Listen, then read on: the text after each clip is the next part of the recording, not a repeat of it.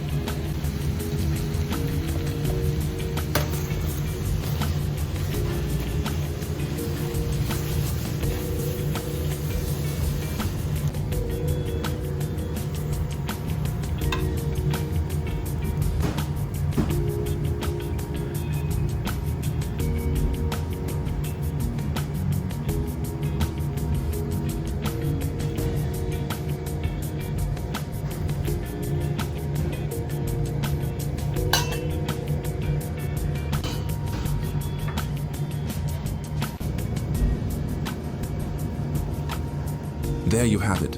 One pan, zero waste, full power, an OMAD beast of a meal. Remember, food isn't just fuel, it's the power behind every rep, every step, and every goal you crush. Don't forget to join my community for more tips and recipes. Stay savage. And whatever you do, never ever quit.